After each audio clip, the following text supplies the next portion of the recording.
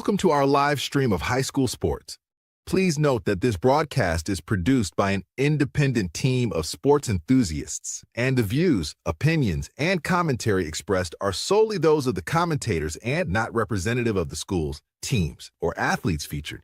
While we strive for accuracy, occasional errors or misstatements may occur. This stream is intended for entertainment and educational purposes only. Thank you for joining us and enjoy the show.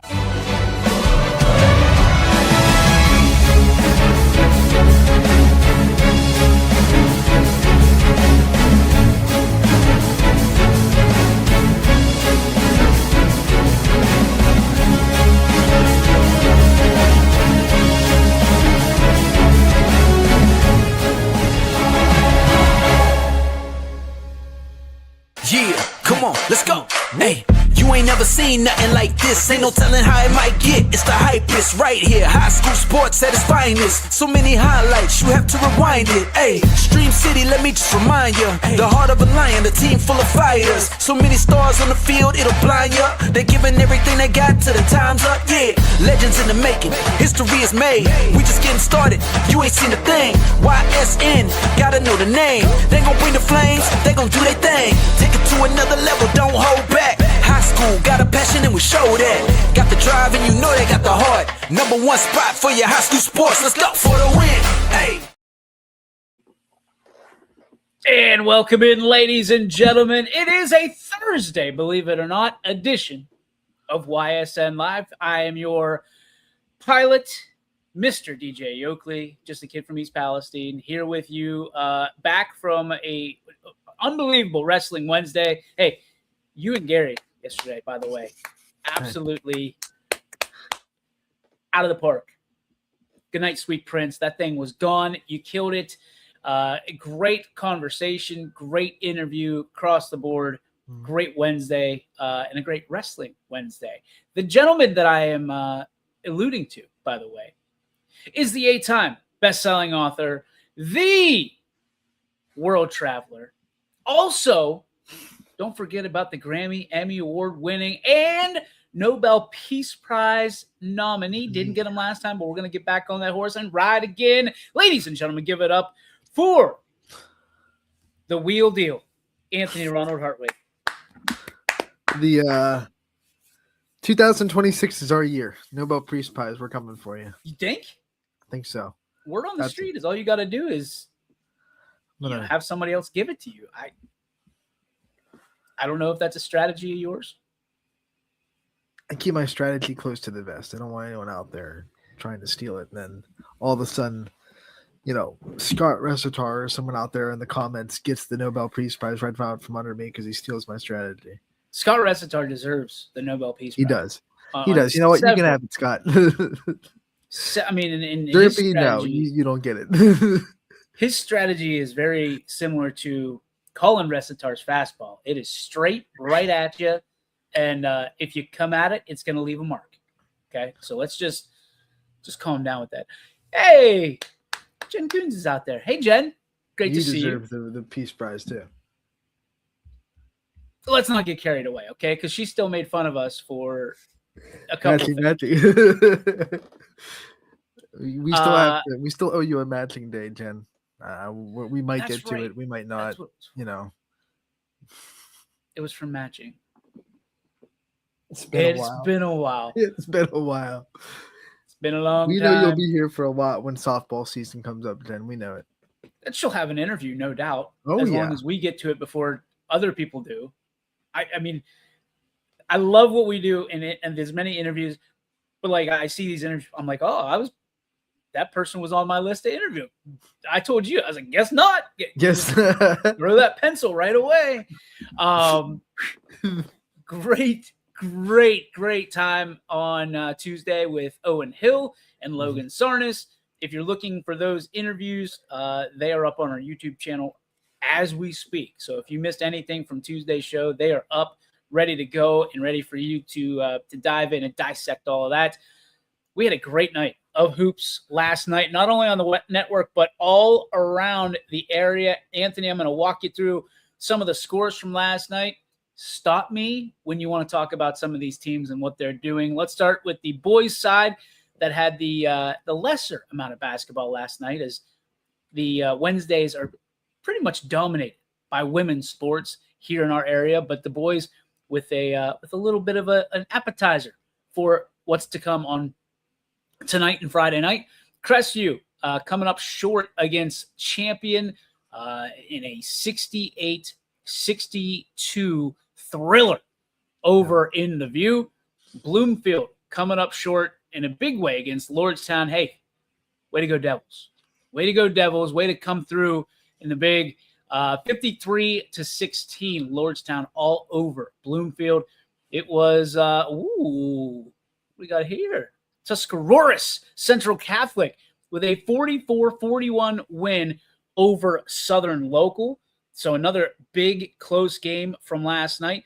Then it was Lowellville getting the, I believe, comeback victory over Western Reserve, if I'm not mistaken, in a 50-47 ball game last night. So we had some thrillers. And then we had Madison with an 81-49 win over Conneaut.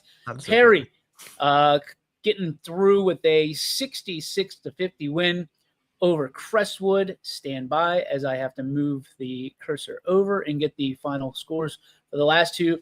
It was a 71-37 slaughter of Leetonia over the Urban Scholars. So congrats to the Bears, who again, I mean, they got a couple big wins right now on their schedule as we turn that corner, Anthony, towards the postseason.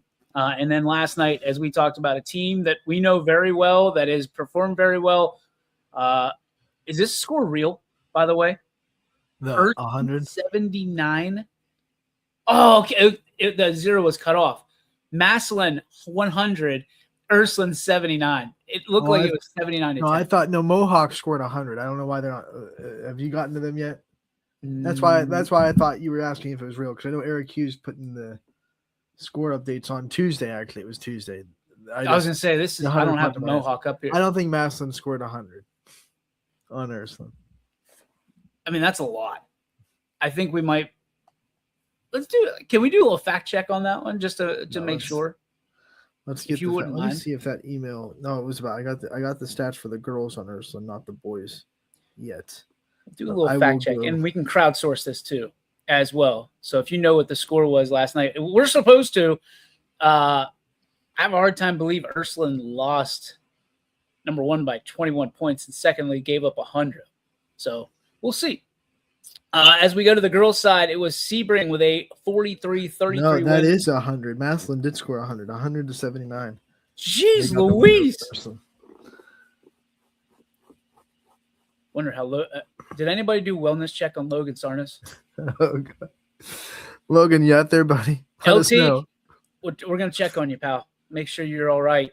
I mean, he gassed up for good reason, the Irish on Tuesday, and then give up a hundo. I mean, they're talking about the defense for Ursuline, which is pretty stout and pretty good. So Massillon must be pretty good. Must be pretty good. Massillon they only had 38 at halftime. Whew. They scored, let's see, 29 in the third quarter, 34 in the fourth quarter. Big fourth quarter for the Tigers. Also, girls basketball side, 64-44 Western Reserve over Lowellville.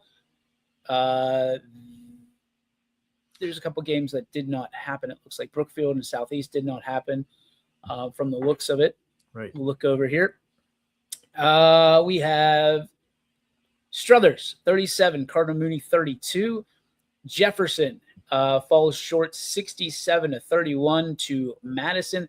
West Branch with a 54-16 victory over Alliance. I got to see the Lady Aviators in action. They got a couple good ballers on their team, but right now, nothing to West Branch, which is pretty much how it's been for a while. West Branch just continues and continues to just pump out unbelievable teams year after year after year. So kudos to what they're doing over at West Branch.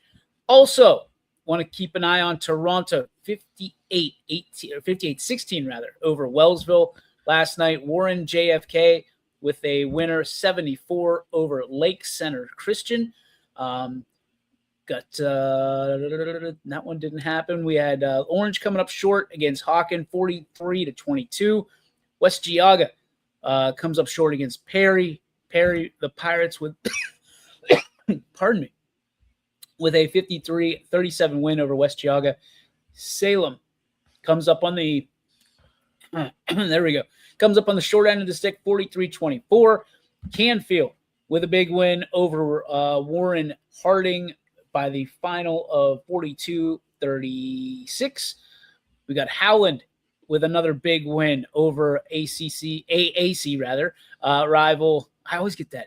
I always feel like I'm going to screw that up. I don't know if you feel the same way. Oh, AAC. I say ACC all the time. It's just like it's in my vocabulary so much that.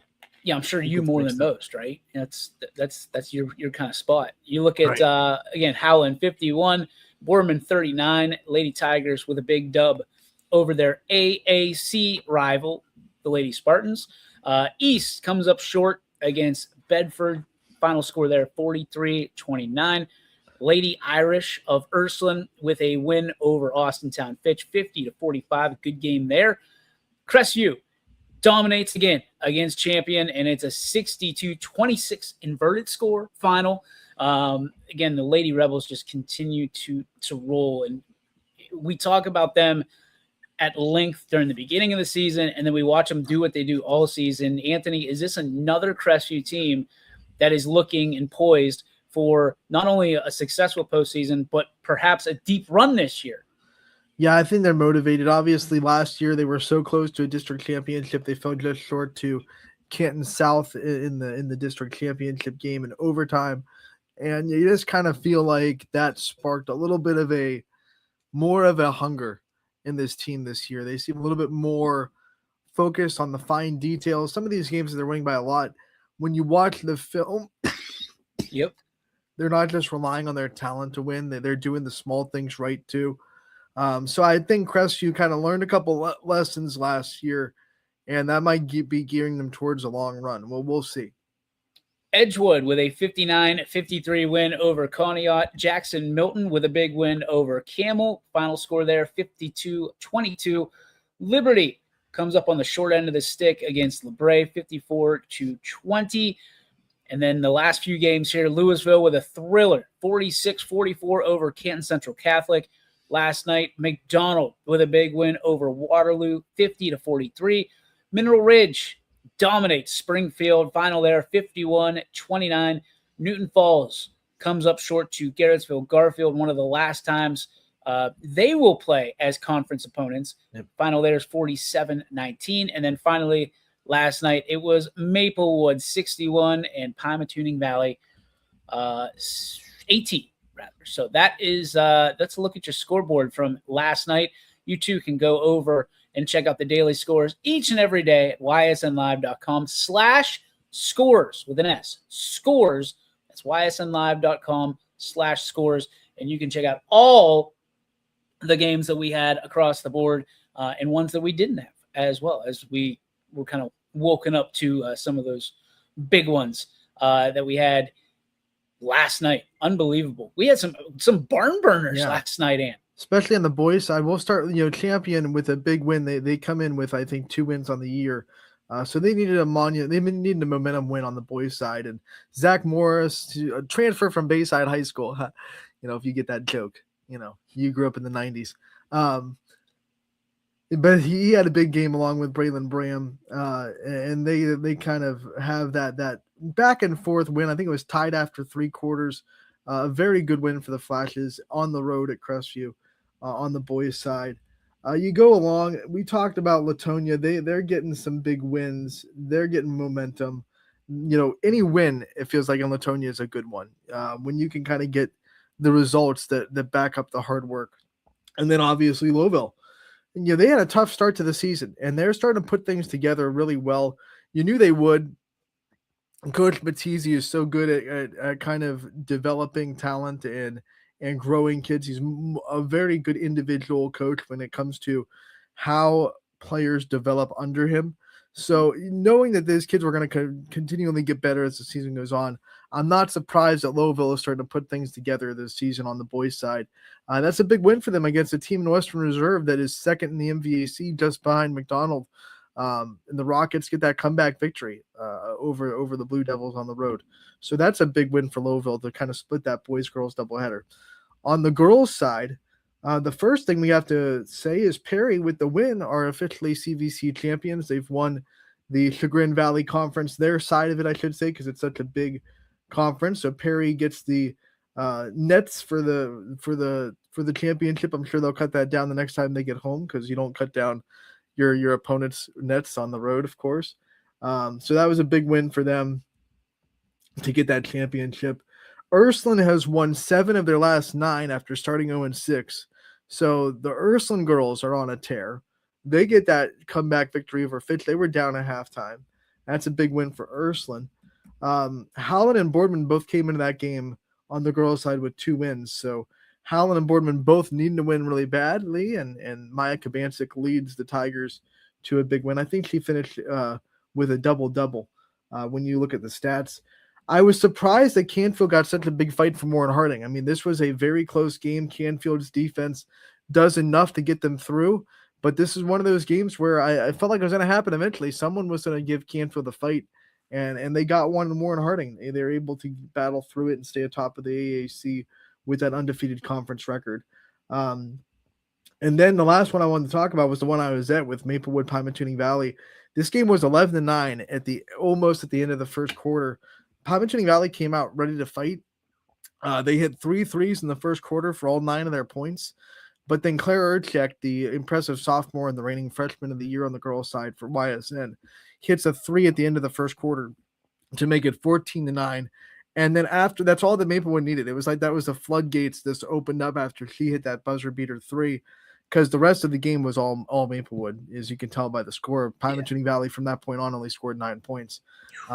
15 of their 18 points, though, came beyond the arc. So they are good at shooting the 3. 5 threes as a team. They just couldn't find offense inside the paint or inside the arc at all. They had 1 free throw and 1 2-point basket outside of their 5 threes. One of the things that I've noticed this year, Ant, and that's a perfect segue into one of the topics today, that we're finding, and I think it's top down.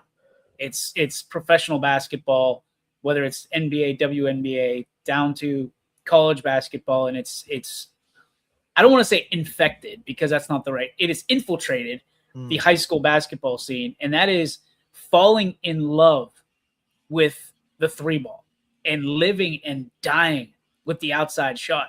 And there are a lot of coaches that are okay with dying if you're not making the bucket, knowing that some nights you'll be on, some nights you won't be. Do you like that strategy? And not that we're coaches, but I mean, just from an announcer standpoint, you watch some of these games, and yeah, if 70, 80% of the threes go in, you're going to win a game. But you know, the old kind of Mike Tomlin quote, if my uncle or my aunt had hearts, she'd be my uncle. It's one of those things where, do you like that everybody's falling in love with the 3-ball? And again, you're going to see some blowouts because some nights it's just not working. And you're going to see some games maybe you shouldn't win because it is working. Do you like it? Live and die by the 3 is a cliche because it's true. Like, it's a cliche. People roll their eyes when they hear it because sports announcers probably say it 50 times every year when they're calling basketball games. Well, this team is living and dying by the 3. Well, yeah, duh. But it is something that is real. Like, there are teams out there that if their offense is predicated on, can we hit the 3-ball? And if we don't, we're in a lot of hot water because we don't have much of an inside game, and we have to shoot the ball to score. It happens. I'm not a huge fan of it because, once again, that's all. Even if you are a really good 3-point shooter, you're hitting about 40% of your threes. Like, there aren't a lot of 3-point shooters that are hitting 70% from beyond the arc. That's a ridiculous number. The higher percentage shot you can get, the better, the more odds you have of making it, obviously. So I would be more predicated to be like, hey, let's play inside out. let's hit shots in the paint and then make that defense respect our ability to get in the paint and then open up those shots from the outside. But then there are teams that have special shooters that just know they have the green light whenever they want it. Luke Rowan, we saw him have a great career at South Range. He could hit any three anytime. So he always had the green light. Pat Carden kind of said, hey, you want to shoot the ball, you shoot the ball. But you remember his senior year, one of the reasons why he had the best year of his career was because he advanced into the dribble drive and he was able to be not just a three-point shooter. He was able to go and drive inside and get fouled and hit foul shots and finish through contact and become a much more well-rounded basketball player without losing that ability to hit the shot from beyond the arc. So when you have the personnel to shoot the three and you don't use it, then you have, that's obviously not smart, but you obviously on the other end can't make it the only part of your offense. And I think last night, it's not like Pymatuning Valley wasn't trying to score inside. They were trying to get passes inside. Maplewood has Aaliyah Brummett in the interior that was deflecting a lot of balls and passes into the interior, blocking a lot of shots. So Pymatuning Valley really was kind of cut off from getting inside, and they kind of had to stay outside. But, they had shooters. When you hit your first 3-point shots of the game, you feel like you're feeling it. And then all of a sudden you're not for the rest of the game. That's a tough thing. When you hit those shots early and you feel like this is going to be a good night, and then you keep trying to force it, because you hit your first three and you think this is going to be the night I go off. And then it's not happening in the second quarter. And then you start saying, well, it'll happen eventually. I was shooting so well in the first quarter and it just never comes back. And that's got to be a frustrating thing for a shooter to start the game off really hot and then lose that as the game goes on. Right. At one point the ball or the basket looks like the ocean, and the next thing you know, all of a sudden you're ice cold, and it's like trying to shoot it into, a Dixie cup. It's just not, it's a low percentage shot for the most part, right? You sit there, unless it's wide open. Coaches are going to advocate most of the time, hey, take a higher percentage shot, move the ball around, find the guy that's open for the high percentage shot, make the bucket, go play defense. Maybe it's me, but the one observation that I'm seeing is that teams with high regard for defense are winning consistently a lot more. You look at McDonald. They hang their hat. Jimmy Francis Shelley hangs the hat on defense, and the offense will come. They started slow last week, maybe 2 weeks ago. I forget. I think it was 2 weeks ago against Springfield. Started slow offensively, but it was the defense that let them hang around. And then it went into a scenario where they just started, the confidence just grew and grew and grew.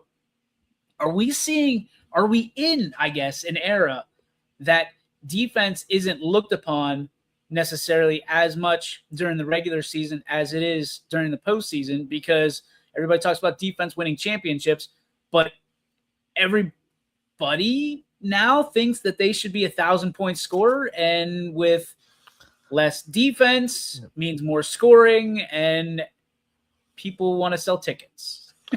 Well, there's a correlation, and usually those really good defensive teams also have a really good culture and kids that buy into that mindset, because it's a little bit harder to sell a teenager. We're going to be a defensive team. We're not going to score a lot of points, but we're not going to give up hardly any. So that's the team that we're going to be, because a lot of kids just want to go out and score. It's fun to score, right?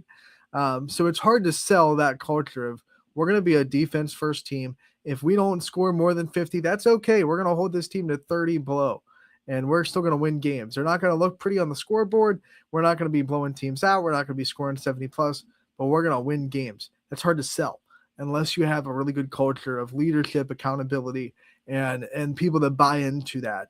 That's why the programs that have really good, consistent defenses also, you look around, they have good culture. They have good team chemistry. The West branches of the world on the girls basketball side, I think they've given up more than 35 twice this whole year. So their defense is so good, but their culture is so good. Canfield girls, culture, really good. They have a group of seniors that have been playing together for a long time, trust each other on defense. Great defensive team. On the boys' side, you look at McDonald. Obviously, those seniors have been playing together for a long, long time. Great culture, great team chemistry. You trust each other on defense. You play good defense, you win games. So it's a lot harder to sell defensive mindsets to these teams culture wise, but it's not a secret that the better cultures usually have better defenses. Are you seeing the same thing I'm seeing? Are you seeing defenses slip and then expect to turn things up, Yeah. in round one of the playoffs? Or is Yeah. this just something that is the new era of high school basketball?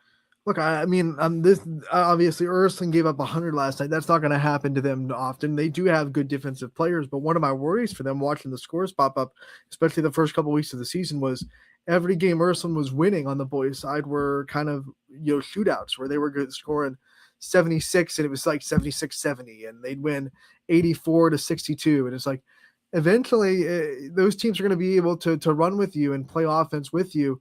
You got to be able to get some defense. And it looked like until last night, obviously Massillon's a great team. This is not shade, but it looked like until last night that they were starting to put together that defensive mindset back. Like Coach Gunther was starting to develop that defensive mindset. Before last night, they had 5 consecutive games where they gave up less than 65 points and 3 consecutive games where they gave up less than 50. So their defense was really starting to find its stride. Now they ran into a very good offensive team in Massillon, Washington, of course. So they gave up 100 last night, but I think their defense is starting to get it. But it's hard when you're scoring a lot of points to kind of get, like I said, get that mindset that we got to still play defense when you do have the ability to go out there and score 75, 80 points per game. It's a little bit harder to say, yeah, let's go play in defense and hold teams to minus 45. If you're a coach, how do you motivate your players to play defense instead of just look at the scoreboard and let's see if we can keep up or just put up as many points as we possibly can? Right. Well, what you don't want that reality check to have to be the lesson. You don't want a team to drop 100 on you and be like, well, there you go, right there. Like there's the, I mean, Gunther has that now. He can say, here, there's the proof that we have to play defense. We can't give up 100 points. But if you don't have that reality right in your face, I think some of the ways you motivate teams, I love a couple of coaches in the area in the last couple of years have had this kind of a reward system for teams. Like we have a 45 and under goal, so we have to hold our opponent below 45. And every time we do that, they get kind of some kind of a reward in practice, whether it be, a snack or a party, whatever. I don't know what the rewards are, but I know they keep track of how many games we get below 45. And it's kind of a work towards thing. It gives them another thing to kind of tangibly be able to see this is our goal. And this was us obtaining our goal. I think goal-oriented goals are a great way to motivate people. One of the things I do with my players in softball season is I make them make 3 tangible goals for the weekend that they can kind of write down and see while they're going through their weekend of travel ball. What are your goals? And when you have those tangible goals that you can see all the time, before you bat, you look at your goal card, it kind of keeps them motivated to say, yeah, I have these tangible goals. I'm holding on to the goal that I want. And I think that's a really good way to motivate kids. Have that tangible goal, whether it be pick a number. 45 for girls, I think is good. For boys, it's probably more like 55, holding teams below 55. And how many times can we do that in a season? And do we have a goal to say, let's say we play 22 games, in at least 18 of them, we hold our opponents below this number, then we did a good job. So to have that tangible goal, I think is a really good way to motivate kids. But how do you utilize that tangible goal so it's not, well, I want to hit 3 doubles. I want to bat over 500 for the weekend. And I also, expect, 3 wins. Like one of those things where a lot of the times, it's not defensively minded things that are goals. How do we shift the pendulum or swing the pendulum back to, defense? And, we do want to keep teams under 55. We do want, as many steals as you can get during a game. Yes, we value points on the scoreboard, but we also can't do it if you have 4 fouls every game and we have to pull you out for the last, for the first 5 minutes of the fourth quarter. How do we remotivate players to be defensive minded, or is it too far gone? And that's the great question, because if it was so easy to do it, there'd be like every team would be like that and it would be easy. So coaches everywhere are trying to answer that question. And some coaches have found the way to do it with their kids. Some coaches obviously haven't found it yet or are still working on it. But it's hard to say like one particular answer because every kind of room is different. Every room of locker room is different. You have to motivate every kid in a different way. I had it a situation like it's funny you brought up that a goal was I want to hit 500 for the weekend and hit this many doubles, because I had a kid like 2 weekends in a row have those big offensive goals and not reach them, and then we had a conversation like, hey, your goals have to be something that will stretch you, but is also something that feeds into your strength. And she was a really good defender, and she was also a really good pitcher when she got in the circle. And I said, let's make your goals geared a little bit more towards your strengths, your absolute strengths, and defense and pitching. And once they kind of get that into their mind where it's like, okay, these are my strengths, these are what I'm good at, these are what I am putting out there, then let's make a goal towards that. And those goals start to get reached a lot more often. And then when that happens, confidence goes up, and you can kind of leak that towards more into offense in the softball world, where it's like, okay, you're feeling a little bit better about yourself because you're obtaining a couple of goals that you set. Now your hitting kind of improves a little bit because you don't have that pressure of, I have to hit 500 because that's my goal. So making goals that are your strength. And sometimes a player's strength is their offense at that point. So at that point you say, okay, let's make your goal offense. And then once you hit some goals, you feel confident, let's stretch your goals a little bit and go towards a little bit more of your weaknesses and reach those goals. And that can be transferred into any sport. Basketball, there are some players that are very good defenders, don't score a lot. So you make the first couple, hey, let's get 5 steals this game. You got that goal. That's awesome. Next game, okay, we need a little bit more scoring from you now. You're feeling a bit more confident. You've reached a couple of goals. Let's make this goal for this game, get into double figures, get 10 points. And then you reach that goal, and then you kind of just start getting confidence more and more as you start to accomplish things that you set out to accomplish. Baseball, softball, I feel you can dice up numbers however you want on either side of the aisle. Basketball, it's a little bit more black and white than it is gray. And I would say from a standpoint of, I think there is an accountability, a responsibility by both, or I guess by all, parents, coaches, and fans to celebrate some of these different statistics a little more. Like, if there's a steal, for instance, if there's a bucket that is made at one side of the gymnasium, everybody claps for that team, right? For that player. But if there's a steal or there's a rebound, you might get a little bit of applause. You might get no applause. It's kind of like expected that you're going to play defense and do the dirty work of rebounding, boxing out, setting yourself up good defensively. Is it a problem for coaches? Is it a problem that is kind of started or begun by parents, by fans? Is it just we're so used to, hey, I'm going to make a 3, you're going to clap for me, and that's it? There's an expectation for that. And how much of that needs to be morphed or changed as we continue to head down the stretch? Because I can tell you it starts at very, very young ages, because everybody understands scoring, but not everybody understands defense and rebounding. That you're exactly right, and I would love everyone in the crowd to clap at every rebound and every steal and every kind of, just not even a steal. That you teed up your player and they did not get to the basketball. They did not get to the basket. Like, that's a great defensive play. It'd be great if you get a lot of claps for that. Sometimes you get good claps for charges, which I love. I love drawing a charge when that gets a good crowd reaction, because that's one of the hardest things to do in basketball. Well, those are referees. Body on the line and say, so when that gets a crowd reaction, I'm like, yeah, let's, because that deserves some rewards. But on the other end, like, I would love every steal to get a clap, but it feels like the only claps that happen after a steal are the ones that transition into buckets, right?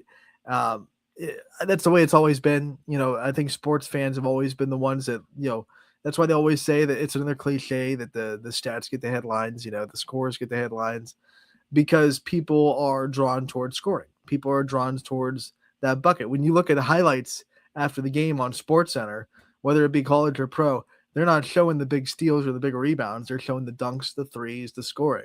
So that's kind of what has always been geared into athletes' heads. We have to score to get on the highlights, to get recognized, to get the limelight, to get appreciated. As a coach, you have to flip that and say, I appreciate you for playing defense. I appreciate you for boxing out. And that's why I think there's other ways to If they're not getting crowd admiration for those buckets, you find other ways to make sure those kids that are doing that get appreciated for what they're doing. Because let's face it, they're not going to get a standing ovation for getting a big steal or getting a big block. Actually, sometimes blocks do it. If they like pound the ball into the crowd, that'll get you. But big defensive plays don't always get the big crowd reactions. So you have to find other ways to make the student athlete feel like you did a really good job by doing that, and you get just as much attention as someone that just hit a three would have gotten from a coach's perspective. Maybe when you're watching film or when you're kind of recapping the game with your team in the locker room, you make sure to mention those players so they feel like, okay, at least the coach, maybe the crowd didn't notice what I was doing, but the coaching staff understands what I'm doing, what I'm putting in, and it's appreciated on that end. And I can trust that process is working. Basketball is weird in the sense that you only celebrate like very few defensive plays. Someone gets a swat. I mean, that's like almost world renowned celebrated, but it is oftentimes not even your basketball. If you swat it away, 90% of the time you're swatting it out of bounds, and you just reset the defense, you reset the offense. But imagine, let's just think about this. Other sports, football, okay? Because football is the one everybody loves, everybody's thinking about right now. It's still football season for the next 2 weeks. Can you imagine if no one clapped after a big fumble or a sack strip or or an interception? Nobody clapped unless that person took it back to the house for points. Right. I think that's essentially what you're doing in basketball when there's a steal or a good rebound, offensively or defensively.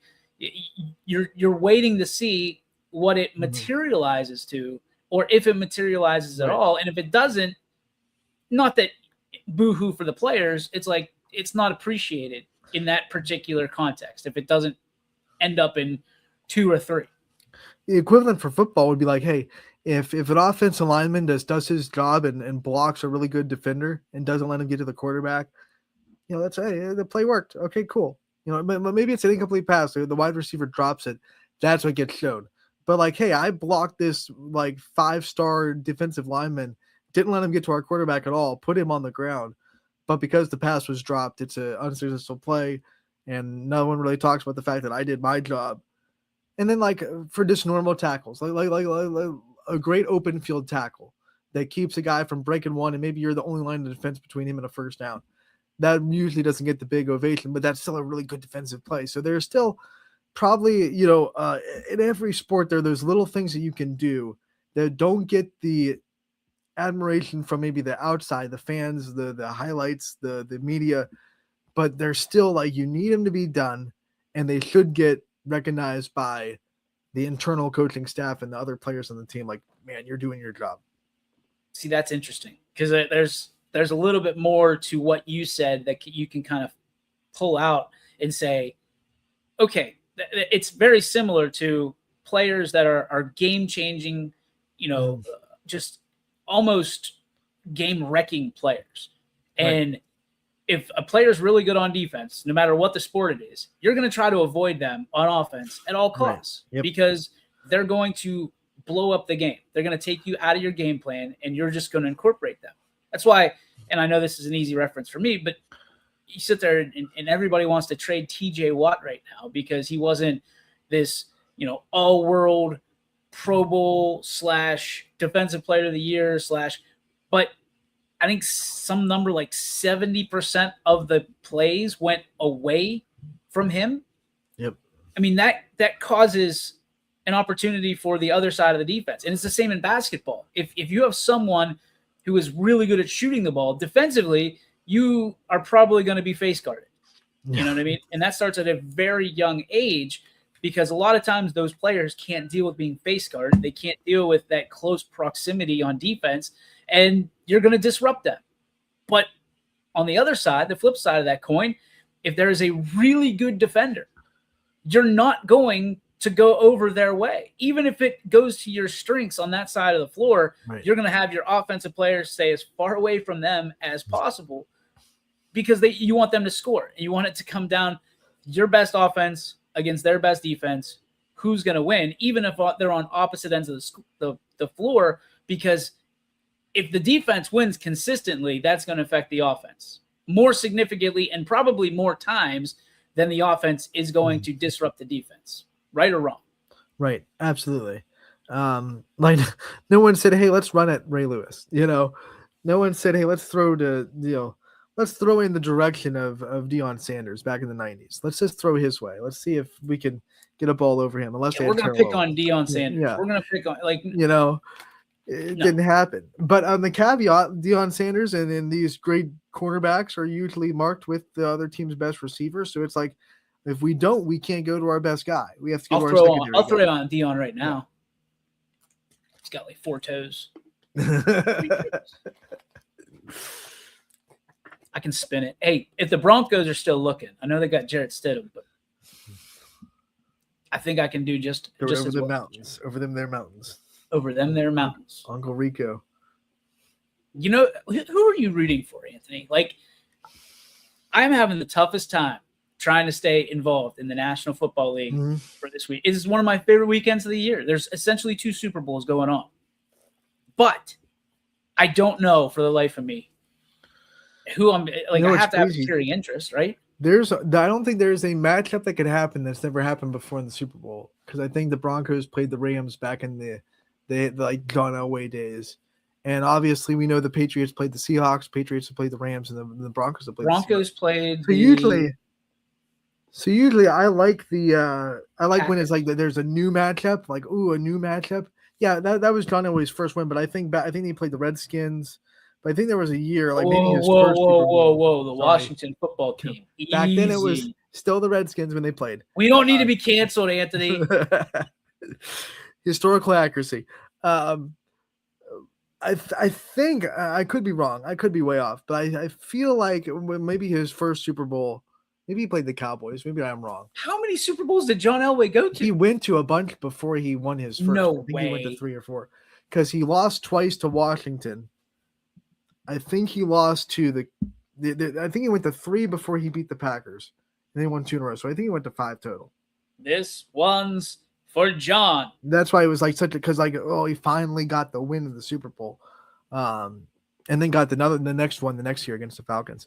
It's hard because I obviously am a Chiefs fan. The Broncos are in our division. They're just one of our rivals. We're kind of taught to not like the Broncos, and the Patriots feel like they're coming. They're not even done with their dynasty yet. Like, come on, it took 5 years. 5 years to get back. Is it 5? It might be 6. You're right, man. He won in 98-99 after 3 earlier appearances. Super Bowl 21, 22, and 24. Who did he play in 21? Was that Washington? Who did the Broncos play in their Super Bowls? Stand still. We got this. Okay, here we go. Cowboys, Giants in Washington. 49ers, Packers, Falcons, Seahawks, and Panthers. What the heck? Oh, okay. That's not just Elway. That's all of them. Yeah.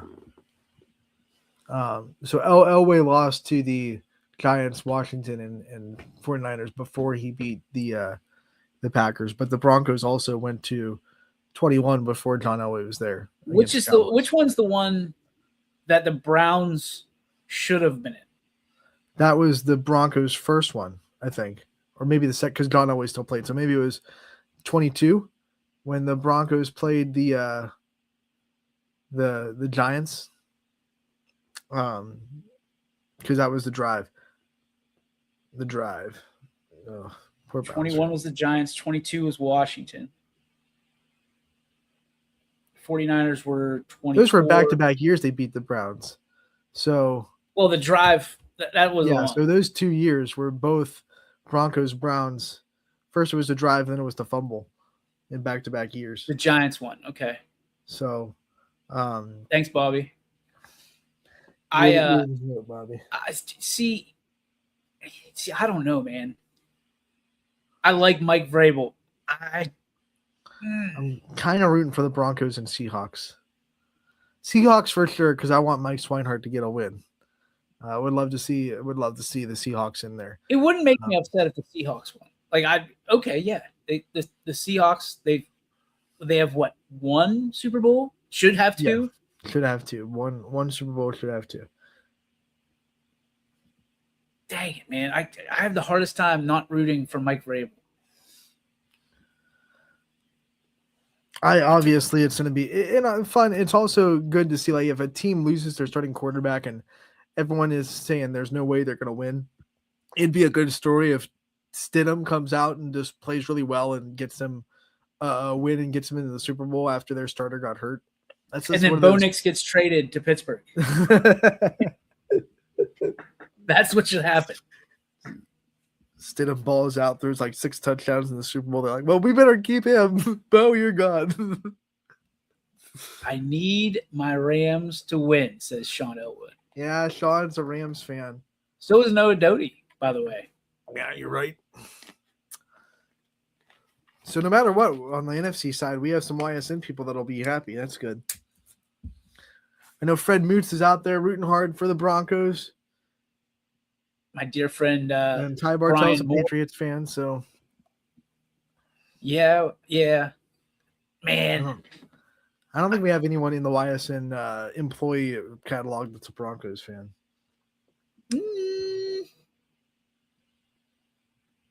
Could be a Broncos jersey. Peyton Manning. I think the new Broncos jerseys are hideous. You look hideous. I like the my favorite Broncos jerseys are the ones they actually won the Super Bowl in. Those navy blues with the white numbers and the orange kind of. That's what I have. Yeah, those are. Well, those were the John Elway Super Bowls. The Peyton Manning Super Bowl was almost the same font. I think Peyton Manning won his Super Bowl in white. I think it was white. I think you're right, but they had orange. They did now they do the orange too. But Peyton Manning was big into the orange. Yeah. I don't think they wore orange a lot in that uniform combo before Peyton Manning got there. I think he kind of streamlined that. Yeah, you're right, because the Terrell Davis was always the blue navy or white. blues. Yeah. Which navy blue and orange, as my wife would say, complementary colors. Yeah, but they look good. It's sharp. Only thing better is red, white, and blue. And that's the only thing keeping me pinned towards, because I have the Patriots jersey technically, but it's got YSN on it. You have the Brady jersey too, right? I'm betting. Every Brady jersey. Tampa. Do you have all do you have all those Tampa jerseys, or just like one Tampa Bay jersey? I tried for the creamsicle, and somewhere between here and Asia, it got lost. There is a lost in translation of creamsicle orange, because it is it came in, it was really gold, really yellow. What is this? I don't even know where it is. I think I might have just thrown it away. That's the risk you take with those tariffs. Hey, when jerseys are $26, you take the risk that they might not be perfect. We have a few of them. We have my Macklin jersey instead of Evgeny Malkin jersey. Had my mom cut that up and make it into a pillow. So Sean might be interested. One of my first jerseys were Chiefs jerseys. One of my first non-Chiefs jerseys was Marshall Faulk in the old navy and gold Rams jersey, which I really liked. I really liked that. St. Louis Rams. Yeah, St. Louis. Those were good jerseys. I still think. I know we're way off of the beaten path. I still think some of the best uniforms are the Rams, not now, what they used to be before they were all Nike'd up. Like the Kurt Warner Rams, like the blue. I have it back here. Just right, like with Marshall Faulk, like those years were Kurt Warner. But they were like blue. No. Like the regular, like royal blue and yellow. Oh, okay. Like American Underdog. Oh, okay. That the Rams throwback. Yeah, when I like those. The first run in LA. Yeah, I'm very passionate about the Colts uniforms, and the Patriots uniforms now are just absolutely fire. The shoulder stripe. Correct me if I'm wrong. Those Rams jerseys had the shoulder stripe too. No, Except it was kind of like a curl ram instead of a straight stripe. But it was on the sleeve. Okay. It was on the sleeve. Yeah, the Jets used to have. I mean, I don't think they have it anymore. The Jets had the stripes on the shoulder. With Vinny Testaverde. Sanchez. That wasn't nearly. I mean, there's something about the royal blue, the all whites that green and white together, like in that it just doesn't pop the way that blue and white does in that uniform design. Yeah, I'm big. Like, I really, really appreciate the. Now the Rams had the worst jerseys and the best jerseys, if that makes sense. You didn't like the all yellows, right? The color rush yellows. I'm not against them. Like, they don't strike my fan. They're kind of like the Seahawks ones that were all the highlighter fluorescent green and like, okay, I can deal with that for like one game, but like to do it every game is now the Seahawks throwbacks. I love. And I always, growing up, I thought they were the ugliest jerseys ever. And now I appreciate them. It's a bold color combo to have that blue and that green together. Like, it doesn't feel like the silver helmets. Like the silver helmets with the blue, like the straight blue, but the other color was like the straight green. It wasn't like navy green. I mean, it wasn't forest green. It was just like a straight up, like middle of the hue green and middle of the hue blue with silver. It was like those shouldn't work, but somehow they really do. Well, it was like the Hartford Whalers or someone had it in hockey for the longest time, and I have that jersey. It's sick. It's like, I shouldn't work, but it does. So yeah, I mean, I couldn't even tell you the best because I like the Broncos. I don't like their new ones. I don't like their numbers. I think they look kind of cheap, but their old ones, like the John Elway jerseys, I can get behind that. And their throwbacks are sick. I like those, like the old numbers, the regular blue, regular blue, royal blue helmets. See, that's sharp. And I'm usually not a throwback guy, but I guess the older I get, the less they're throwbacks, the more like what I grew up with.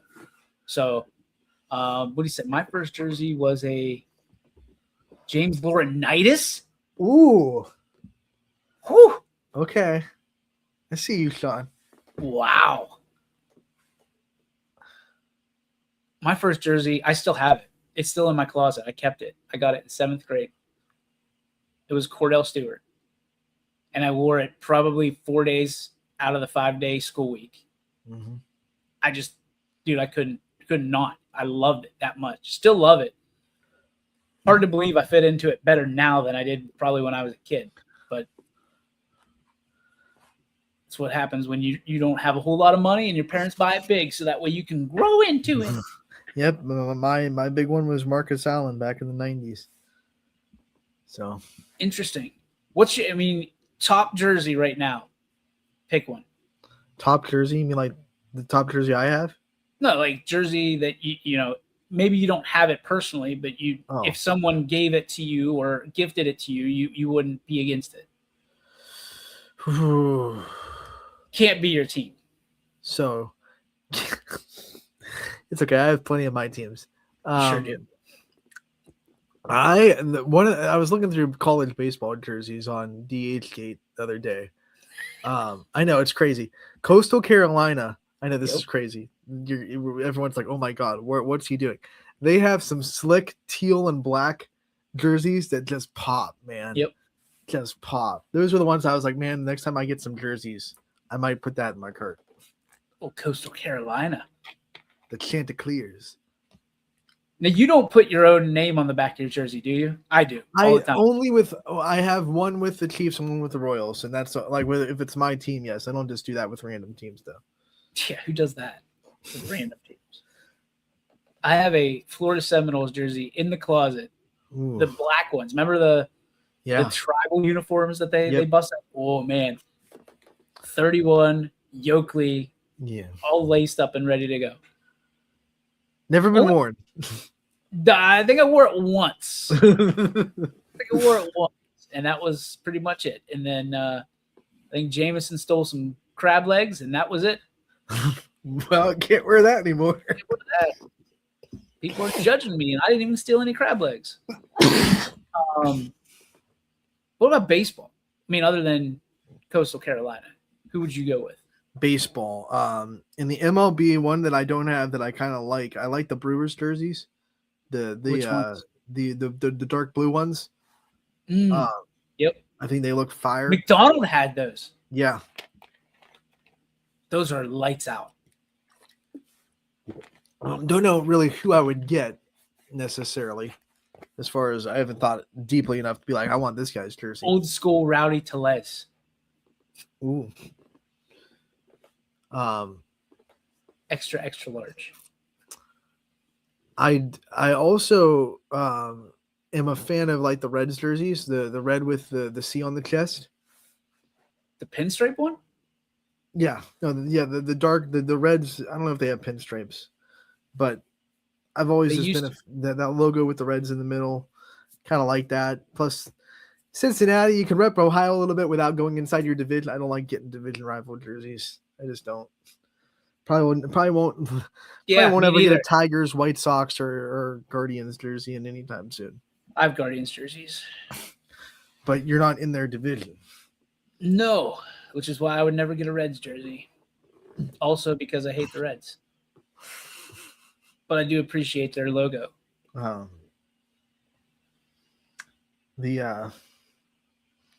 can't I think of the guy's name? I'll get it. Is it a red? Yeah. Joey Votto. No, he starts with a B, and his first name starts with a B. I'm a big fan now because he owns one of the professional softball teams, and he's been a big component in growing professional softball. But why can't he's a Hall of? I think he's a Hall of Famer. He definitely was won Golden Gloves. He played shortstop, I think. Brandon Phillips? Yeah, there it is. Brandon Phillips. I want his jersey. Because I knew all about him owning a softball team. Yeah, That's what tipped me off. I knew it. If you ever want to borrow one, Sean has plenty of White Sox jerseys. So Sean's a Rams and White Sox guy? What? Interesting. I wonder if he's a pinstripe home guy or like the black with the silver and white. He probably has both. Just a wild guess. Blame his father. Blame. That's it. That's interesting. Because we saw that. I mean, that's another topic for another day. But my dad didn't really care. He ended up liking the Browns and the Steelers somehow. Yeah, my dad, like, he loves sports, so sit down and watch it. But, like, he roots for Ohio State, but he'll also root for the teams that we just root for just because he wants to see us happy. So, like, he'll sit and root for Georgia Tech with me. He'll sit and root for Kansas City. He's still a Browns fan. He'll still watch Browns games, but he's never been that guy that's, like, super fanatic about a team. It's more my mom's side, really, that got me, like, fanatically involved in following a sports team. And that's why you're such a big Florida Marlins fan. Yeah, go Marlins. Woo. Marlins with West Branch because. Well, I heard that they're bringing back the like teal jerseys this year. This logo is so much better than the one they have. Well, what I understand, because I mean, if I'm reading about uniforms and jerseys or something of like, they're going to take the F and just make it an M instead. And I was like, but I think the F it just looks good with the it's one of those letters that looks good with the Marlin jumping over it. I don't know if the M would have the same because it's obviously structured. So you'd have to put the Marlin over it, but then it'd have to be like over the whole letter. I don't know. This logo is fire for me. Of the 26 letters in the alphabet, F is up there, at least in my top 30. There's a lot of my favorite, a lot of my favorite words that start with that letter. So It's a good hat. Today's hat. today's show is brought to you by the letter F. As in, use it in a sentence. That Saturday Night Live skit where Will Ferrell keeps trying to go F in the front of the lineup, and the guy keeps like tackling him because he doesn't want him to spell out that word. You seen that where they all have letters on their thing, and it's UCK, and they keep trying to get Will Ferrell to the front of the line. Here we go. Now we're getting somewhere. This is almost therapy right now, Ant, because Rob Johnson says, my first jersey was a Steelers jersey purchased by my uncle.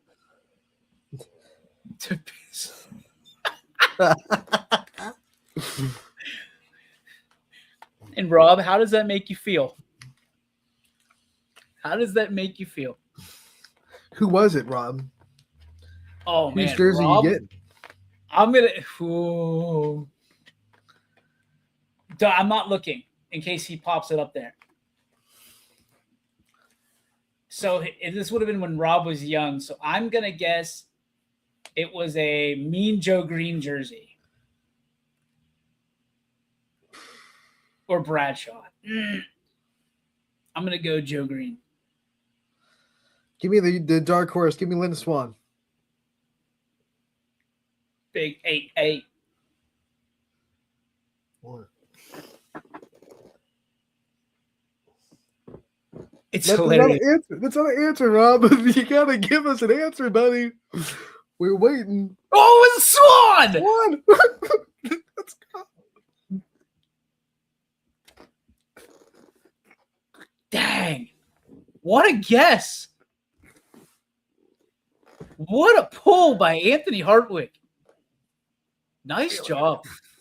And by the way, Rob's uncle, now one of my favorite human beings on this earth. Today's show was brought to you by Rob's uncle, wherever he is. You're my spark, Rob's uncle. Yeah, it is time for our spark, as you mentioned that.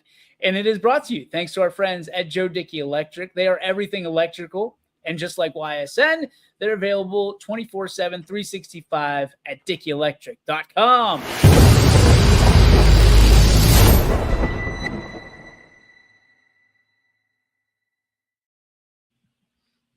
All right, Ronald, outside of Rob's uncle, who is your actual spark today?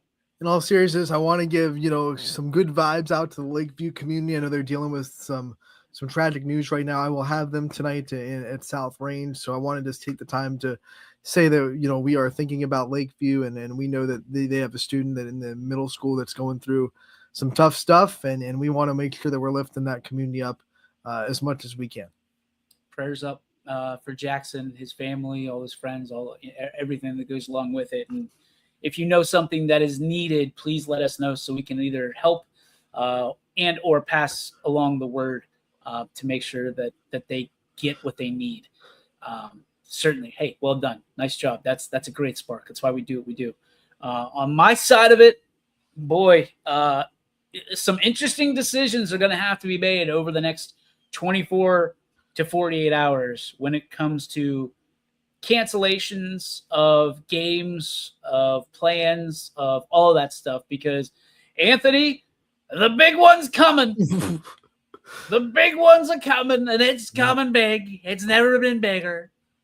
In case you've been living under a rock, the toilet paper and all the good stuff, the eggs and the water have been probably purchased outright from every local, grocery store there is near you, because everybody is gearing up for this big storm that we're supposed to get. And there's only one place, Anthony, that you should be checking constantly to make sure that you are ready for this storm that is a-coming. And that is with Chief Meteorologist Eric Wilhelm, the GOAT, Mr. Andrew DePaulo, and the Storm Tracker 21 app. Please download it. It's absolutely free for you. And also, they do a good job with coordinating cancellations. So in case you don't check your Remind, or what's the other thing that we use? Group Me, Team, whatever. Team Teams. Yeah. So it's going to be interesting, Anthony, because there's particularly a lot of the travel ball stuff. They try to hold out the best they can because they don't want to lose games because they'll lose revenue. Right. So I don't know if you have if you're scheduled for one game on Saturday, they don't want to cancel the game so that way you have a doubleheader and they lose 50% of their revenue. Yeah, and then I think YSU's having a softball camp this weekend. They're probably going to hold on to that as long as they can because they'd obviously have to refund all the money that they earned in that pool of teams if they can't play. It'll be interesting to see how it all goes down. I heard 18 inches. I'm guessing on every single front that 18 inches is involved. It's probably a little bit of an exaggeration. Yeah.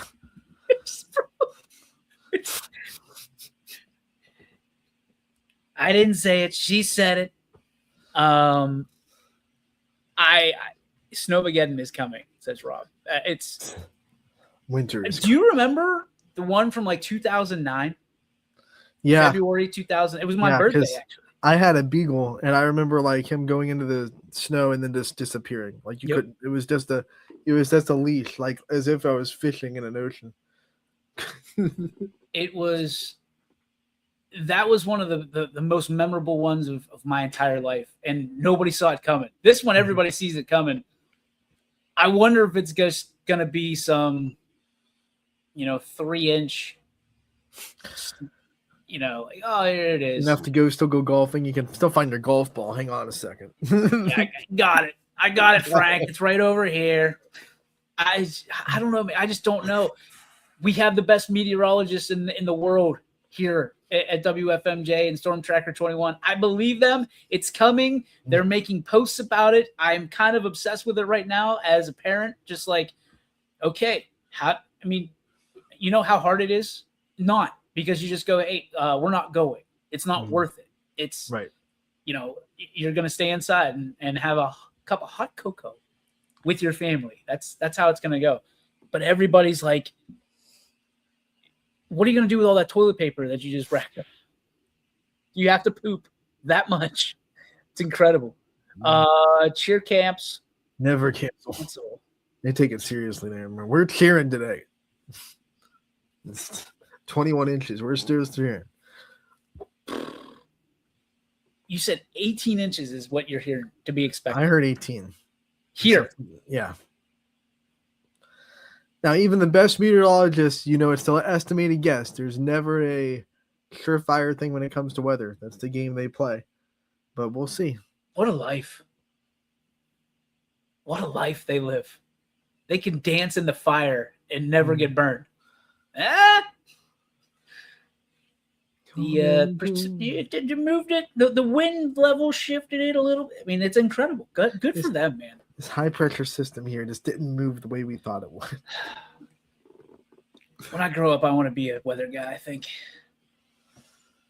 they have a lot that they go through. Like we're being funny, but we should have the YSN crew go down and audition as a meteorologist at WFMJ studio and each try to do a weather broadcast, a mock weather broadcast, and see if we point to the right things. And they used to do it at the Canfield Fair. Do you remember that? Yeah. And they give you a tape. My sister and I did it, and my sister had no clue where any of the states were on the map, and she got so pissed at the camera. Like the person that was like on the other side of the camera, like, hey, do this. And she's like, and I'm talking in this really high, squeaky voice. And she's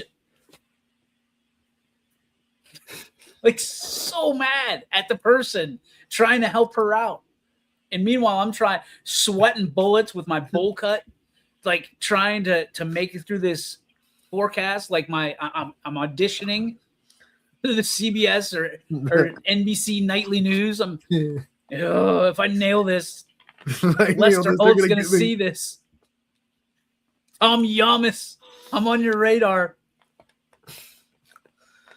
Needless to say, I didn't get picked up. I blame it on my sister. She screwed everything up. She couldn't even figure out where Ohio was. Dummy. That's going to do it for our show. Our most sincere appreciation to every meteorologist out there that's going to help keep us safe, warm, and nothing bad. Nothing bad's going to happen. Nothing bad. That's it. No more bad stuff's going to happen this winter. This is it. It's over. All the good stuff from now on. Good vibes only. Right? Yes, what people say absolutely. online. Good vibe. I refuse negative vibes. Good vibes only. For Anthony Ronald Hartwig, my name is DJ Oakley. We're going to be better tomorrow. You won't see us tomorrow. We're going to be preparing, getting some toilet paper, eggs, and water, preparing for Snowmageddon 26. But we'll be back most likely on Monday. If we make it through. If we survive. We hope you make it through too, because we want to see you on Monday. Don't forget, stay safe this weekend. And if you can, if you're able, get out and support local sports, however, wherever, and whenever you can, specifically this weekend, because if those kids are making the trek and those parents are making the trek to wherever they're going, they deserve to be applauded wherever, even if it's just on YSN. Just make sure you're tuning in from the comfort of your own house in front of your space heater. We love you. We appreciate you. We'll be better on Monday. And certainly we want you to remember that, Anthony, just like we always say, may the sports be with you, pal. And you, my friend. YSN thanks you for watching this presentation of Your Sports Network. For stories, stats, and more, go to ysnlive.com.